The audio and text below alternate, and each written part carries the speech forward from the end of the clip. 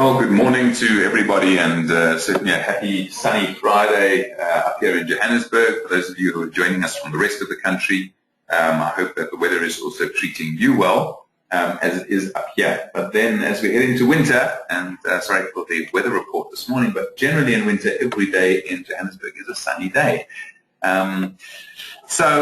Yes, this morning we're going to be discussing some of the basics of cloud, and going through some of the aspects where we have challenges in actually speaking to our customers and explaining to them just what is this thing called cloud. And in particular, when we get to the concepts of infrastructure as a service, platform as a service, software as a service, how to explain those really simply and have a good, meaningful conversation with them. One of the things that I've come to realize in this world of cloud of ours is that the less we actually speak about cloud itself, the better the customer actually understands what they're getting. And what I mean by that is really to focus on what is the service that they're getting as opposed to cloud. And cloud, as you will see, is really just a delivery mechanism in the way that people are actually consuming that particular service. So the more you focus on the service, the better it comes across to them. My name is Kevin Derman. I'm the General Manager for Cloud and Hosting Businesses at First Distribution. You can email me at kevin.derman, D-E-R-M-A-N, at firstdistribution.co.za. So without further ado, let's get stuck into to the meat of today's presentation. I'm continuously saying that people's concept of what cloud is differs from person to person. Some people really think that the cloud belongs to somebody. Somebody said to me that they think iCloud is owned by Apple and therefore Apple owns the cloud. Others have said, well, the cloud is Microsoft, the cloud is Google, etc. And really, it's about understanding that the cloud is really owned by nobody, and the cloud is this concept of a delivery mechanism as opposed to a physical thing that somebody really can own. The important thing is to be able to understand that how we explain it to our customers is how they will perceive it. I quickly just want to make sure that everybody can hear me on that, so if you can just pop a text into the chat window there saying yes, we can hear, that will be great, and I have confirmation that we can continue.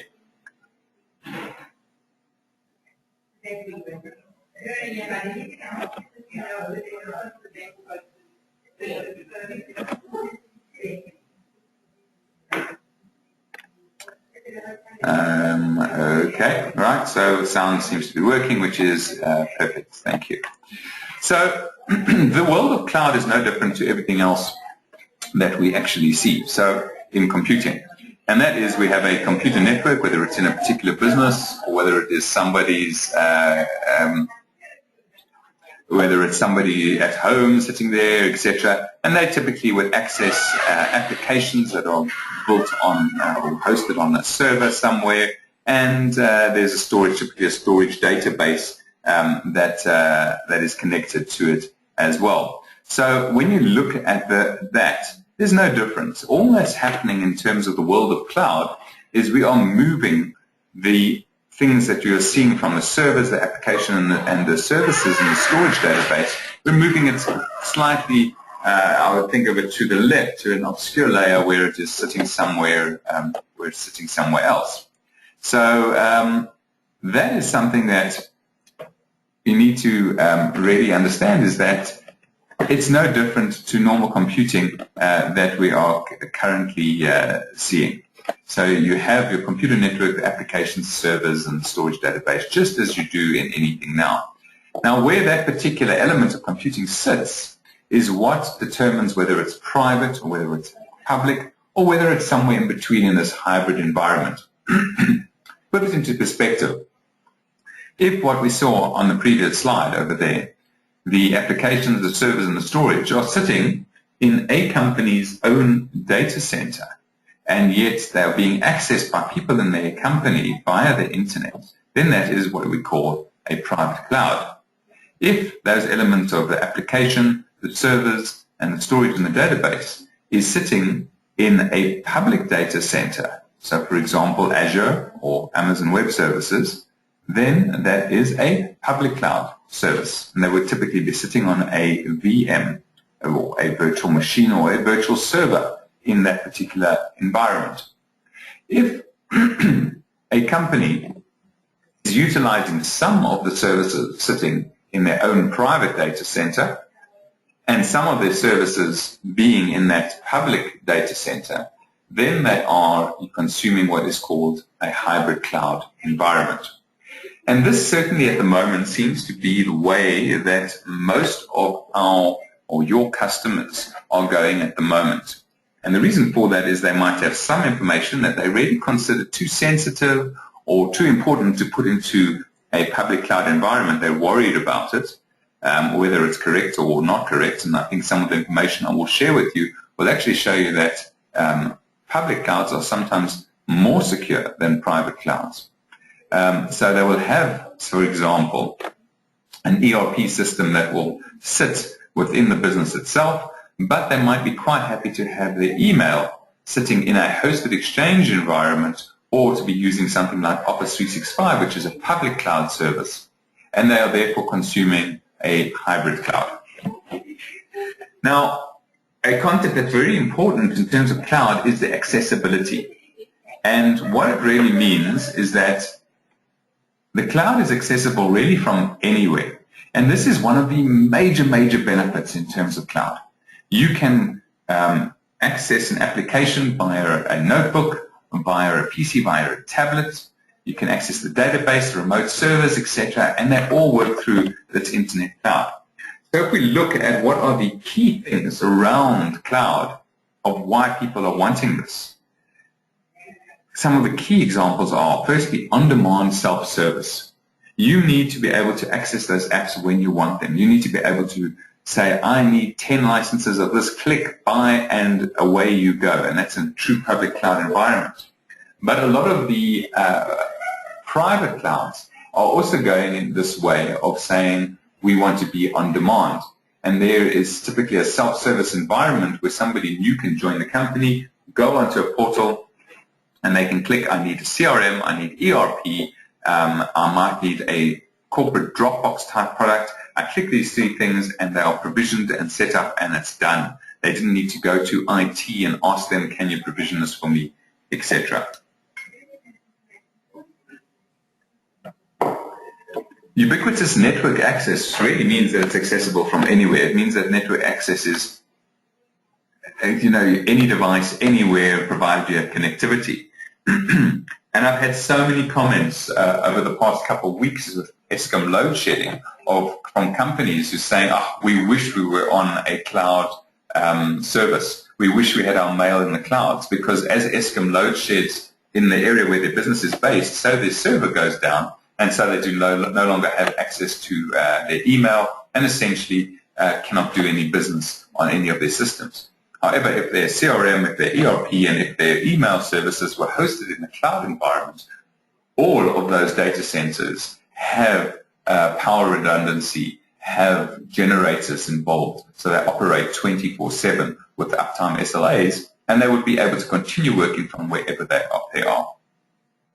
Resource pooling in cloud is a major benefit as well. It's the ability to say, right, we have servers and we can bring together all the computing power, all of the storage power, and we can carve that up as need be. So if somebody comes along and says, I need a small server, they can carve a section from that resource pool out, provide them with a small server, a virtual server.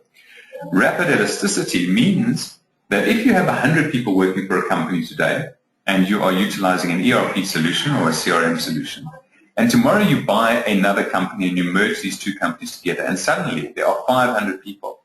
You do not have to go and now think, wow, how many servers do we need to buy? What is the load, etc.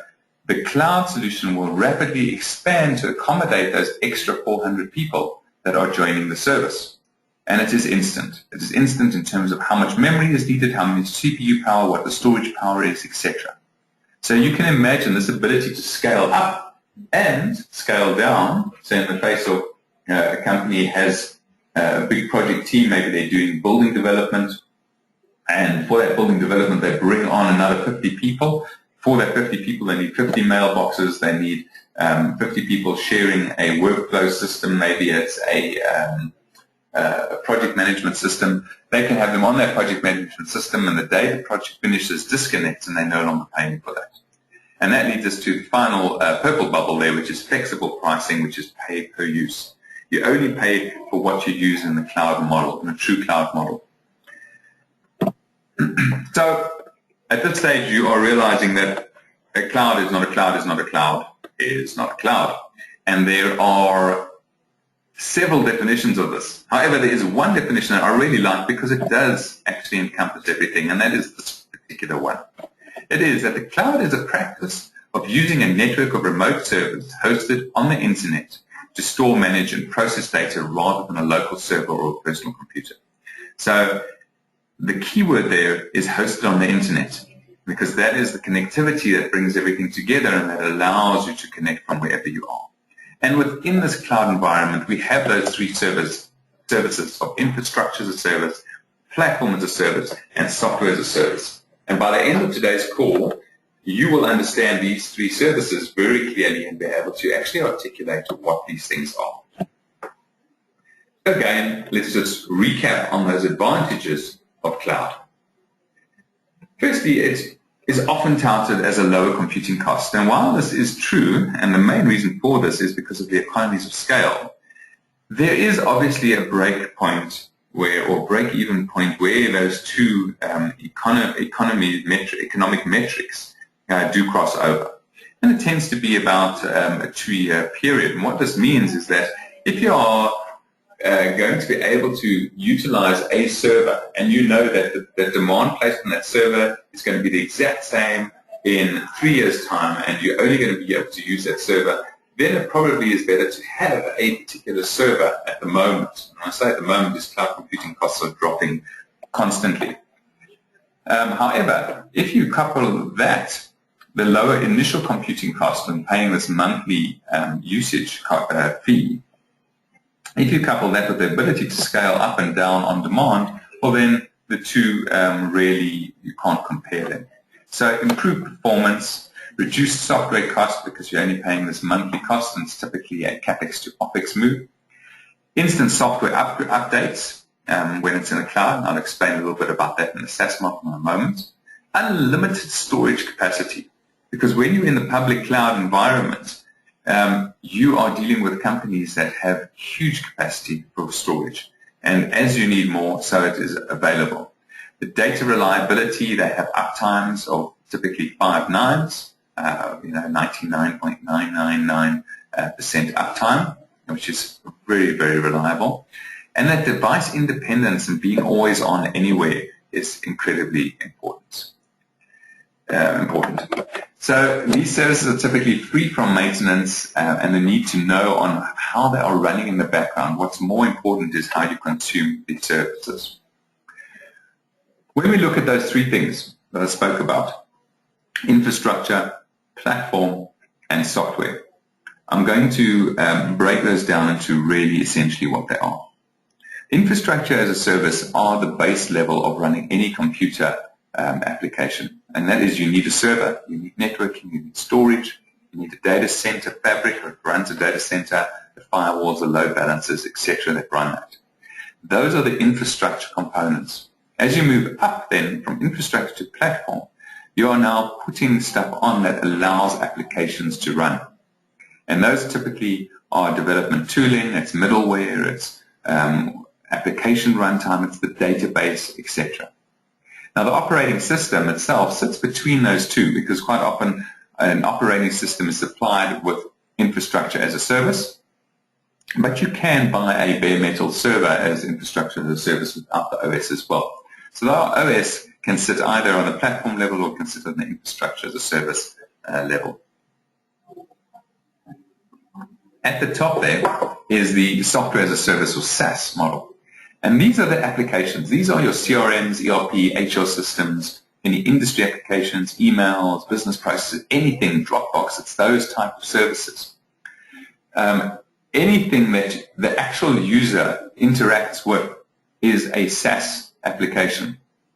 Platform as a service, infrastructure as a service are typically things that an IT department or somebody with some technical know-how would actually interact with. And the reason is because you still need to install the application on top of that. So let's take it, bring it down even a further level to actually some brands and give you an understanding and make it more real. On the SaaS level, who would supply SaaS solutions? Well, typically Gmail, for example, is one of these. Facebook is a SaaS solution. All of these things. Salesforce.com is a SaaS solution.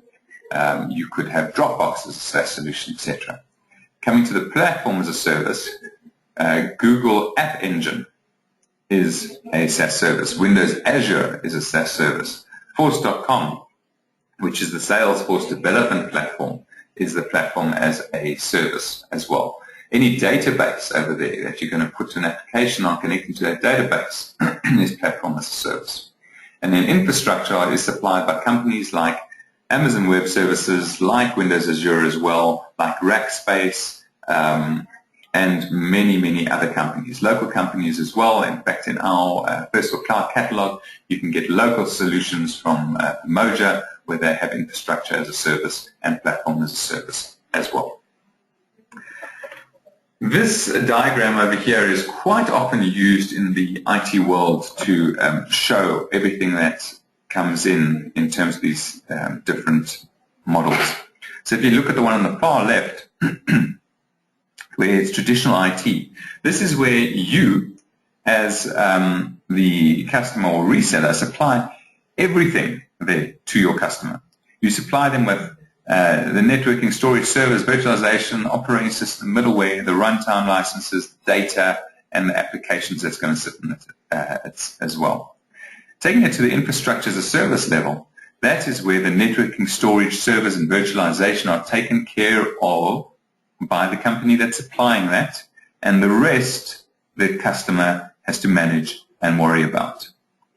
Now, if you keep moving towards the right, you move to platform as a service. This is where the customer says, I don't want to hassle about the operating system. I don't want to hassle about the database, worry about patches, worry about whether it's secure, etc. You do all of that for me. All I will do is I will load on my application onto the server. And that's where you're providing, or a company like AWS is providing the platform as a service, but they still need to worry and manage their application and data. And then finally on the right, where everything is grayed out, that is the SaaS solution. That is where everything is supplied. In fact, anybody consuming a SaaS solution doesn't have any concern. They don't even worry about what server is this sitting on, what is the power of that server. It's totally irrelevant. What database is it running on? It's irrelevant. All that they worry about is, am I being able to do what I need to do with that particular server? If it is a MailChimp email system for managing a marketing campaign, can I do it on that? Will it give me the data I need? If it is a Dropbox or Scoot, a product where you can store things in the cloud, am I being able to access those things, store them, and utilize that application as I need? Now I'm going to make it one bit simpler. And this is a wonderful slide to utilize if you're explaining to anybody who is unfamiliar with this. Instead of showing them this previous diagram, you can make it a lot simpler by saying, right, traditional IT, on-premise IT, is the same as if you were to make a pizza at home. And what that means is you need the dough, you need the cheese, the toppings, the tomato sauce. You then have to take that pizza, you've got to put it in the oven, and whether it's fire or electric or gas, you have to have that connectivity going through there. And then when it's eventually cooked, you need to sit down at your table with your knife and fork and your cold drink over there to enjoy your pizza. But you, Mr. Customer, if you're doing this on-premise, you need to manage all of that thing. Take it one step to the right there with infrastructure as a service. And this is where you go into a Woolies or you go into your Pick and Pay and you take out a frozen pizza. So you are now being supplied with the basic infrastructure of your pizza. And that's that dough, that tomato sauce, the cheese, the toppings, etc. But you still need to take that home and you've got to cook it. You've got to provide it with the electricity or the fire. And then you've still got to sit down at your table and have the final user experience of eating that pizza. So that's your take and bake is infrastructure as a service. So the platform as a service, you are now supplying the electricity, the oven. So the pizza is cooked. You don't need to worry how the pizza was cooked, as long as you get a cooked pizza. But you do need to worry about having your own table and having the ability to eat that pizza with a knife and fork and drink your cold drink. And then the final thing is where you are dining out.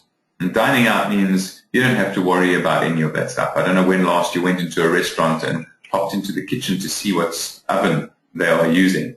Correct? You don't need to do that. You are just totally reassured that the food that's coming out of that kitchen has been cooked. You didn't know how it was cooked, and you weren't even sure what were the ingredients that they put in. Did they use low-fat cheese? Did they use full-fat cheese, etc.? As long as that cheese comes cooked on that pizza, you're quite happy. And they're going to bring you that cold drink and the knife and fork on the table. So everything is provided, and that's SaaS. So this is a wonderful way of really making it very real for your customer and trying to stay away from those terms of IaaS, PaaS, and SaaS. Another way, and I like this one, is it's just got 3 words. One needs to build infrastructure as a service. One needs to deploy platform as a service. But SaaS is you just buy and consume. And so if you can remember those 3 things, that infrastructure as a service, you're still going to need to build the solution. Platform as a service, you're still going to need to deploy your application. But SaaS, you just buy and use. It's a very easy way of thinking of those 3 things. So here again, come to the point that a cloud is not a cloud is not a cloud. There are various different ways of doing this. There are various different models. And it's really about your awareness and being able to communicate that. I wanted to give you an example of infrastructure as a service. And here is from the catalog on First for Cloud, and we have a whole lot of soft layer solutions over here, and where you can see the typical way of buying these. So soft layers model is to say, right, you can get a very large server. It's got 16 cores, it's got 64 gigs of memory, 250 gigs of hard drives, and it comes with Windows Server 2012 Data Center Edition preloaded. Wonderful. How much? You'll click on View Offers. It will say the server will cost you 10 grand per month, and you can buy that server, and you can use it for 1 month, you can use it for 2 months, you can use it for 24 months, whatever it is. You'll be billed monthly for that particular server. If you need it on Red Hat Linux, there's your option as well, etc. as well, as you go on. So very, very simple. These are pre-configured servers. They spin up as you order them, and you are given your login credentials. And as you would on a normal server, you would FTP into that server, and you would load on the applications, the database that you want to run. You would do the exact same thing with this. It is no different. We also have AWS or Amazon Web Services in our catalog, and the ability there is to really go down granular and configure exactly what you want in terms of the server. So you can choose whether you want it storage optimized, memory optimized if you're doing things like BI, compute optimized if you're doing large computational exercises, etc. And you can build up that exact server that you require there as well.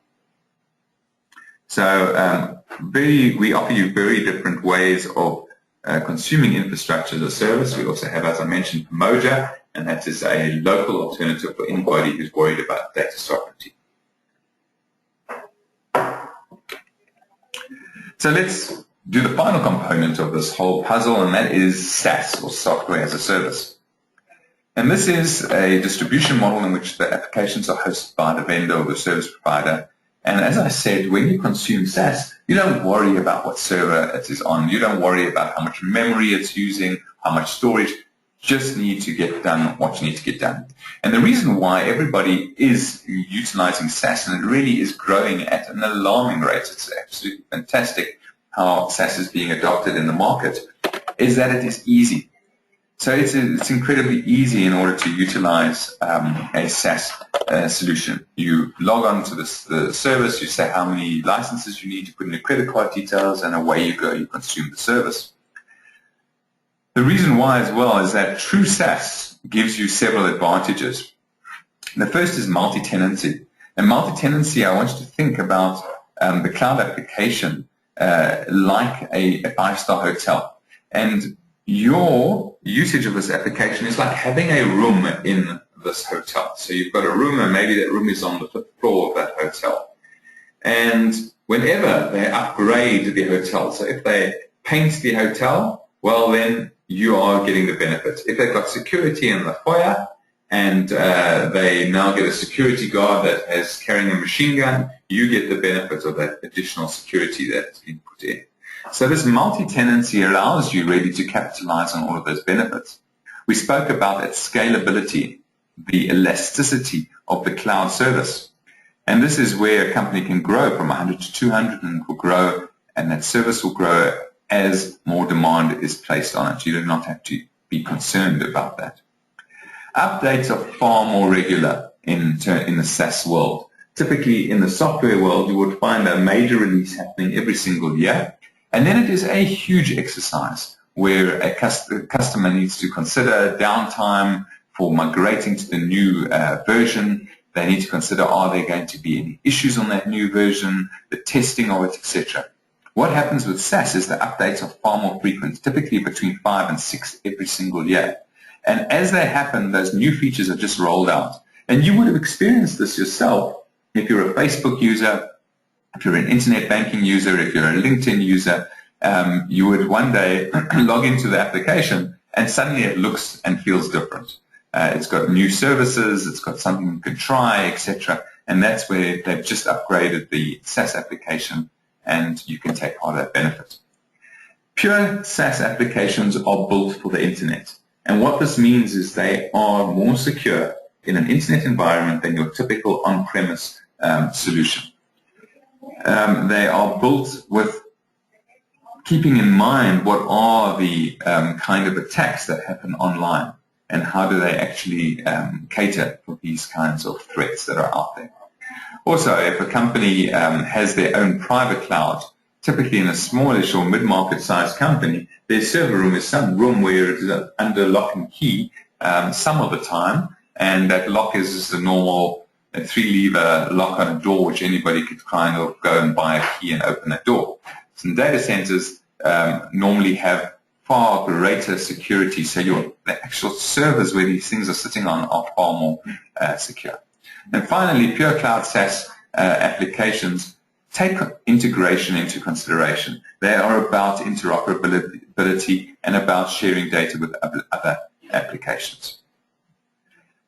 So I want you to think about where you are on your cloud journey, and how familiar you are with the things that we have been discussing, and how familiar your customers are, and start socializing these ideas with them, because this is the way the market is going.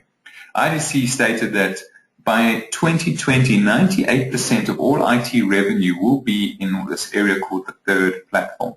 And that's the area of cloud, it's the area of big data analytics, it's the area of social business, and the area of mobility. So if you as an IT reseller are still only thinking in terms of the second platform, that client server, that on-premise type environment, you are going to miss out on a big opportunity. And you're putting your business actually at risk. Because if 98% actually does go through that third platform and you're not there, then your company will be out of business. I do feel that I need to balance what I'm saying with some of the concerns and some of the problems that cloud brings with it. And this is this element of control. Because SaaS is so easy to obtain, typically what you find in any company is that each individual in that company is utilizing between 4 and 5 different pieces of unsanctioned cloud software in the company. And what that means is the IT managers are losing control of their environment. This is called cloud sprawl. And to give you some kind of idea, a study that was done in 2013 polled IT managers and CIOs and said, How many of you feel that this is a negative aspect in your business? And 52% it either significantly negatively affects or somewhat negatively affects their business. The things that they're concerned about is data security, compliance, network security, and loss of control. But it's going to continue, and it's going to continue because of the ease of getting these applications and because of the manageability with them. It's just a better alternative. 39% of companies out there say that in the next 18 to 24 months they will be using cloud somewhat more. 31% say more, and 12% say considerably more. So that is a huge amount. 82% of companies out there will be using more cloud in the next 18 months. And that's where First for Cloud comes in. First for Cloud really takes that mess or cloud sprawl over here where you have multiple contracts, multiple support numbers, multiple bills, logins, etc. from all these suppliers, and gives you as our reseller the ability to bring it under control for your customer. It also gives you, the reseller, the ability to sell these wonderful services. And here I'm speaking about services like Microsoft Office 365, McAfee, antivirus, Kaspersky antivirus. I'm talking about infrastructure as a service, supplying your customers with virtual service from the likes of SoftLayer, IBM SoftLayer, and from the likes of Amazon AWS, where typically you would have had to have told the customer who says, I would like a virtual server, you would tell them, well, I'm sorry, I can't supply that, you have to go direct. You are now able to supply this through First for Cloud. And how you do this is by getting your very own web store. And your very own web store allows you to provide your customer with the following: best of breed cloud services. It allows you to simplify the consumption of those cloud services to your customers. It provides you with the ability to provide your customer with one bill regardless of how many cloud services they are utilizing. So they are buying from you a CRM, 200 licenses of CRM, an ERP system, an antivirus or endpoint security, email archiving, Office 365. Typically, they would have 5 or 6 different bills from different organizations coming off at different times of the month. Here, one bill, and most importantly, it's one relationship, and that means that you are billing that customer and maintaining that relationship. You are able to give your customers the ability to manage their users. So typically, if somebody is using a Dropbox solution and they leave that company, the data that they've stored in that Dropbox account goes out the door with them. If they were getting that solution from you, say Scoot, for example, and that person leaves the organization, that IT manager can, at the click of a button, disconnect them from all the cloud services that they were consuming. And this is tremendous value that you can provide. So again, let me reiterate. What this means is that we offer you a catalog of cloud services, and that's best of breed global and local cloud services. Currently, we have over 300 different products from 19 different vendors. And you get your very own web store. It's your branded web store. It's not a First for Cloud web store. It's your branded web store. And we help you design that web store. You choose what products, you set your pricing, and then you direct your customers to that web store to buy cloud services from you. You make your money in the normal way that you do with any product that you would buy from distribution, and that is there's margin, and you make it on the additional services as well.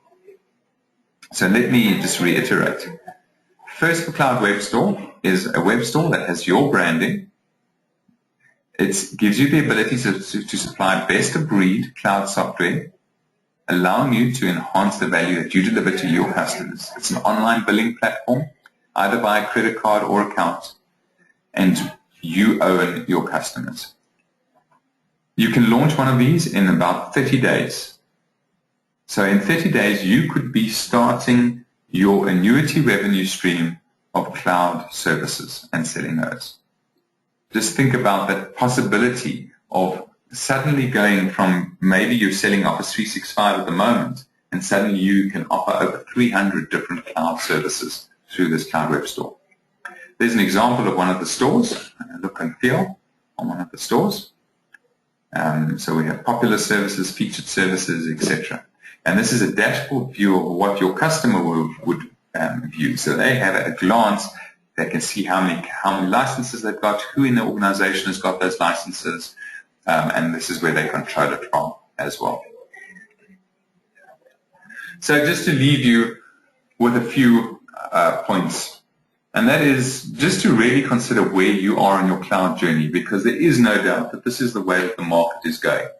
The sooner you get involved, the sooner you will reap the benefits of this annuity revenue stream. The buyers have changed. The buyers are now the people in the various departments. It's no longer IT. And you need to be able to provide solutions for those new buyers. And lastly, are you simplifying the cloud for your customer? And this is, are you having that easy discussion with them about it and really making it seem quite simple? Because it really is. It is as simple as finding the solution you need and consuming that solution. It doesn't need to be more complicated than that. As mentioned, I think the money is shifting towards cloud, and it's shifting there quite dramatically. So our invitation to you is to please speak to us about getting your own web store. You can either contact myself, Kevin Derman, and I said the email address is kevin.derman, D-E-R-M-A-N, at firstdistribution.co.za. There's my email address on the screen. Or you can contact Dana Sinman. It's DANA.CINMAN, Dana Sinman, at firstdistribution.co.za. I will now just pause just to see if there are any questions. You can give me those questions and I'll address them. So I'll give a few minutes just to see if there are any.